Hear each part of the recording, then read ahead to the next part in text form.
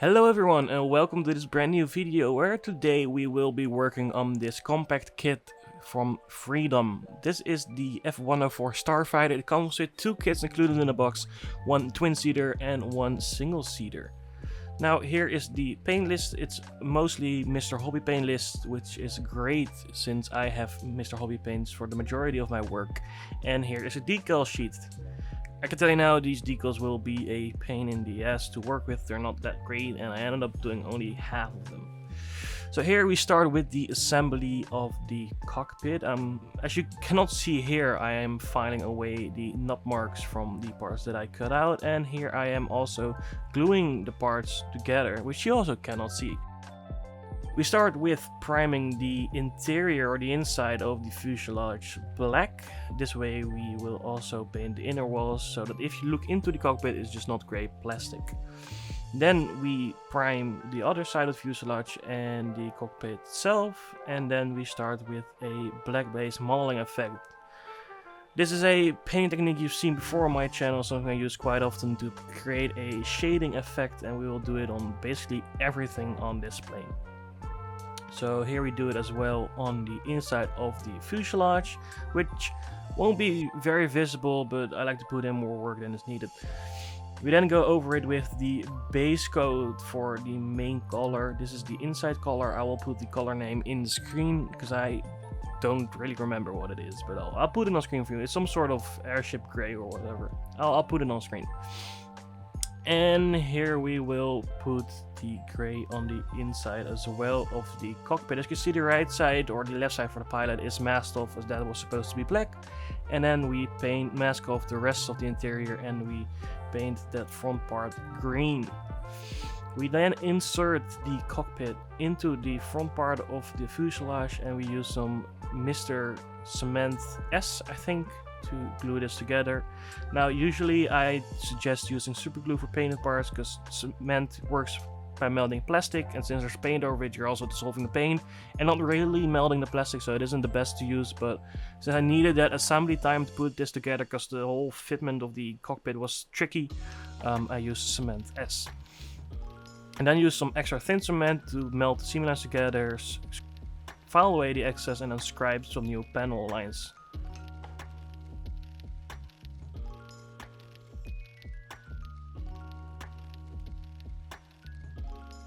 Once that is all filed down, we use some extra cement to put in place this last piece before we can start the rest of the assembly. Here we cut out the leftover nut marks from the wingtips. And then we first insert the air intake. This is a bit of a tricky fit, you kind of have to press quite hard to get it into place, but once it's there it's just snug, and you can use some filler or cement to close that gap. As you can see, I also used some putty on the top part as well because the gap was quite big and ugly, so that will be sanded down in a later stage as well. Now the first part of this video will be the assembly of these airplanes. As you know, these are two airplanes in this kit. I don't show all the steps on both kits, I kind of switch between them, and in between I also did paint job wrong. I painted the wrong one silver. So I did that over and corrected it. I won't be showing that explicitly, but I did that. And here we move on to the bombs and the fuel tanks and all the missiles and everything. But like I said, this is a video that also contains a diorama. So once these planes are done, we will be making a diorama of this in this video later on, so stay tuned. We then prime everything on all of these two kits black. Now one of these kits will be a metallic paint job and the other one will be a light gray. So here we start with priming this one black. As you can see, I filed down the putty and fixed that whole gap. You can see it was quite large on some parts, and it turned out quite nice. Now on this kit you can see here we are putting a gloss black paint over that primer. So the metallic that goes over it comes out more shiny. Now I did this the wrong way. I'm quite sure this plane wasn't supposed to be metallic. So here you can see that I think I sanded it down here, or this is another stage, but eventually I switched the two and fixed the paint job like I said.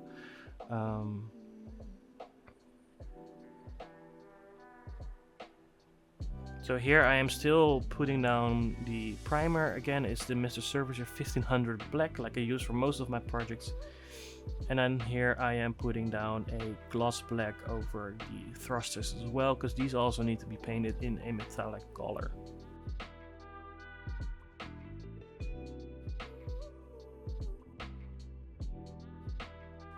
Now here we move on to black basing and modeling this airplane as well.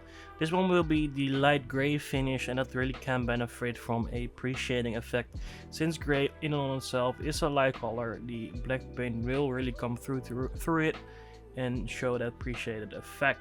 That is, if you don't mess it up like me, like I did. I don't think it came out all that well in the end, and you don't visibly see it, but that's alright. It's the idea that counts, I think. Here we move on to very thinly applying a silver color. I think this is either Mr.color silver or shine silver. I'll put on both coats on screen. But here we are applying the silver metallic coat on it. Like I said, it really benefits from a gloss black coat, and I'm very happy with how this paint job turned out to be. It's quite nice, it's quite shiny.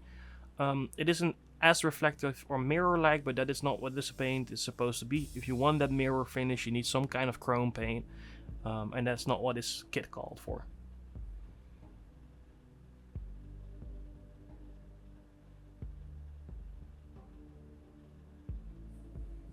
Here you can see the finished result of the metallic plane. You can also see that this is the other plane, and here is the twin seat that I initially painted silver and then into that gray color.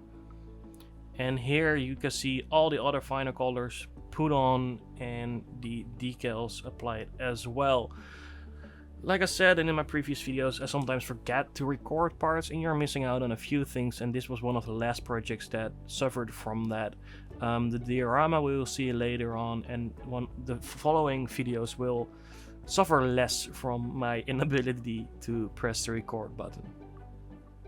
And here are the pilot figures that I painted. Now we will start on the diorama. We start off by using my Procon hot wire cutter to cut out a strip of regular styrofoam as a base for this project. I initially wanted to do it in a glass dome, but the base was warped and it just didn't work. Now here we are using a leftover circular piece of Styrodur XPS foam that I had. I have a whole stash of this, and this was one leftover piece that I have from the one piece book nook that I did. The circle I cut out in the middle came from these pieces. I cut off the side parts that have this texture. This is for insulating houses, and we don't need it. And here I am cutting off a side piece in an angle, so this fits perfectly in the corner of the styrofoam piece, as you will see right here.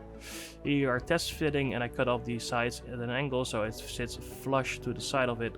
And here I am making a mock-up of how I would like this diorama to turn out.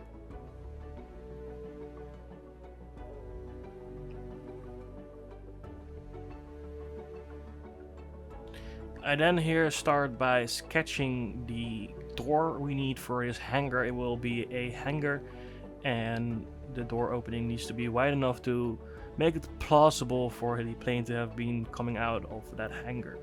I then use a Stanley knife to cut out a recess in that area so we can make the doors a bit more inside and make it look like there's depth and something actually going in that hangar. Now I cut out some pieces and then use these tweezers and then cut away the styrofoam and use the pliers to pull it off, and then with a thin X-Acto knife I kind of just scrape off piece by piece. Now once that's done, you have this nice inside that can really make it look like there's depth in this whole thing. And then I use some cocktail sticks accompanied by a Mod Podge to glue this thing down into the styrofoam.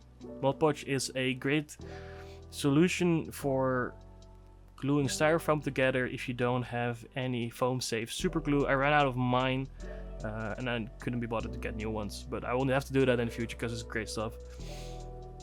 Here we use this somewhat rectangular piece to cut off thin sheets of Styrodur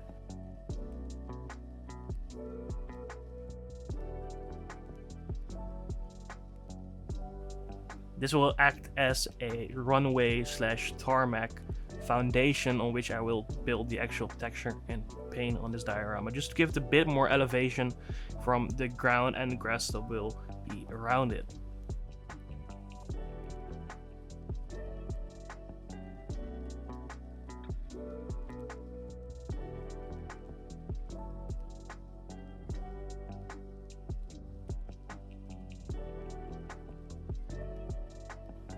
Here again I use Mod Podge to glue these strips down onto the styrofoam itself.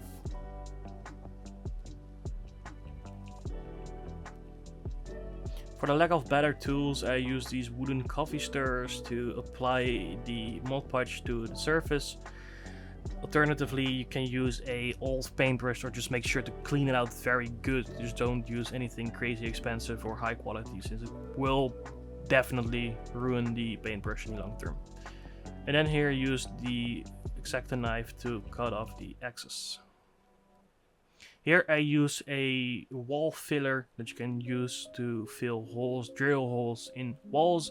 Alternatively, you can also use a acrylic wood putty. I didn't have this, and I'm pretty sure this stuff is solvent based, for I could definitely smell something very toxic coming out of it. So I opted for using a respirator as well, just because it didn't smell that nice, and I had my extraction fan on as well. And then smear this out over the surface and try to get it as smooth as possible. I later figured out that just using nitrile gloves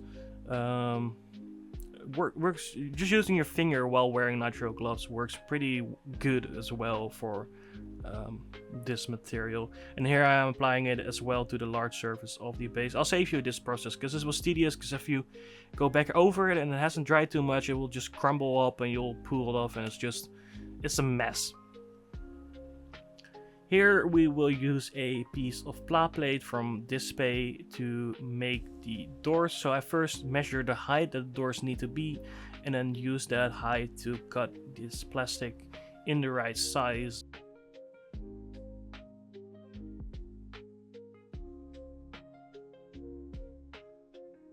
And then use my hobby knife to score a groove into it, and then just snap the plastic pieces off. And then use the bigger piece, cut it in two, so I can make a stepped door effect. So because the door slides and goes behind itself. And I just use two pieces for that and just glue them together with some more Mr. Cement S.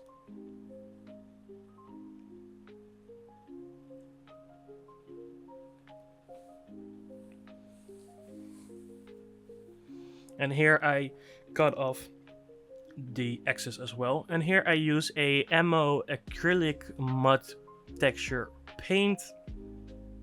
Now I only later it came to me that this is mud and therefore a bit glossy, and actually mud and not dirt. I got confused somehow along the process of owning this product that it wasn't a... I just didn't realize what I was like, oh yeah, this looks like ground, so it works, but it's mud and therefore it's muddy and looks wet.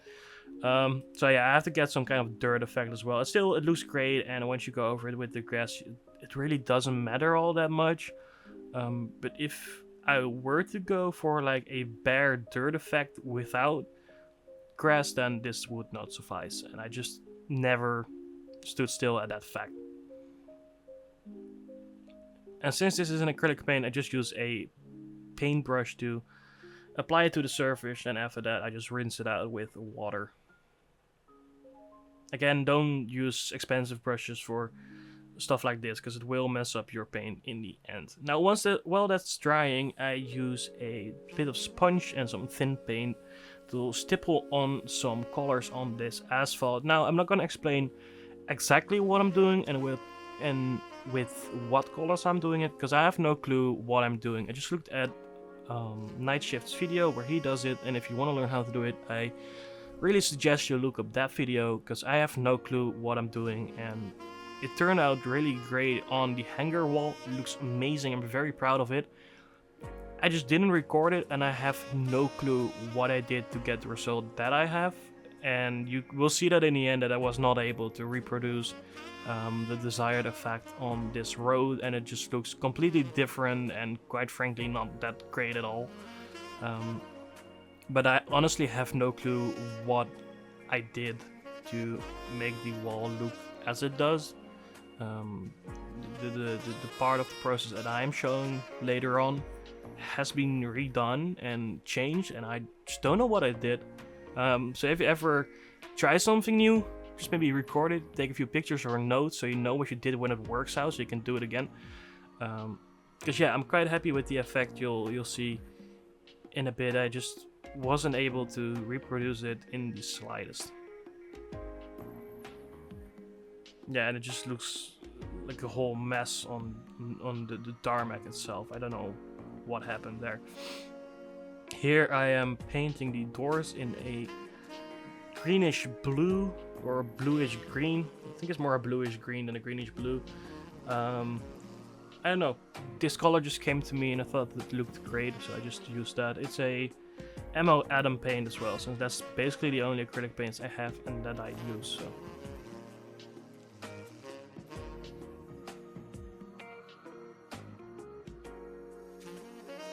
Here I use some Tamiya black panel liner as a wash, because this is a step I did on the back concrete wall, which again I think turns out really great. Later on I go over it with a dry brush and it looks better.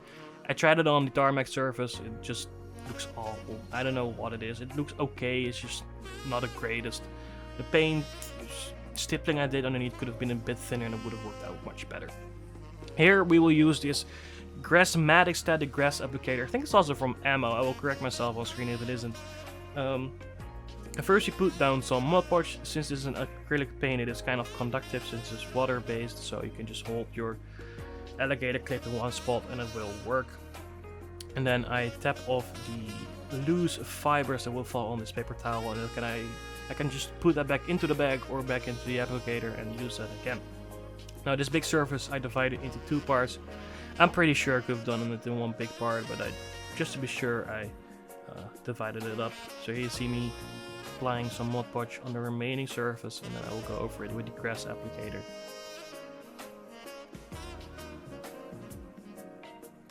The static grass I'm using are 9mm fibers from Woodland Scenics. I also have 12mm ones. Maybe I could have used those instead.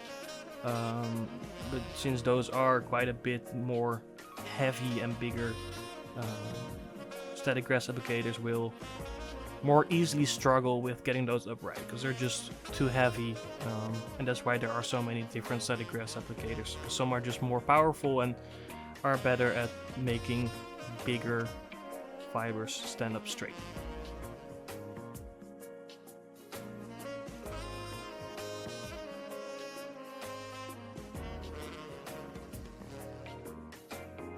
And then use this chopper to cut off the round edges of these popsicle sticks. And then I will use some Mod Podge to glue these popsicle sticks to the side of the styrofoam to make the edge look much better than it does without.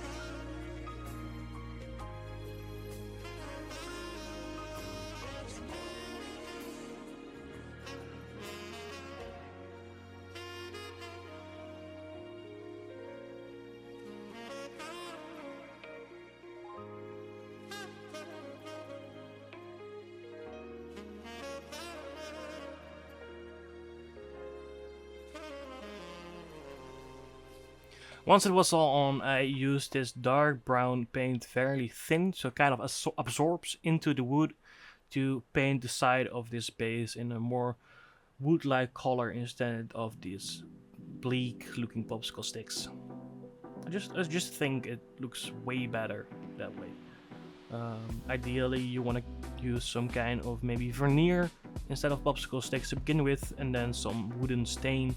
But I had neither of these products, and this is a great and probably cheaper alternative to it as well. Now, this entire project turned out to be a Father's Day present for my dad, and I gave it to him and he was very, very happy with it.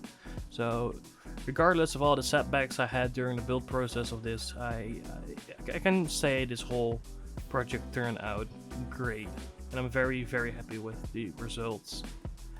Now, while I am finishing painting all these wooden parts here, I can say that the backside you're now seeing over that hill will have been painted with black 3.0. I just forgot to record it as usual. And the inside behind the doors has also been replaced with a piece of pla plate to make it look more even, because now it's just a dugout mess. And I also painted that with some black 3.0. So all in all, this whole project has been fairly great, and I'm very, very happy with the result I got from it. So thank you all for watching. After this is done, you'll see some more photos of both the planes and the diorama. So let me know what you think, and I'll see you guys in the next video.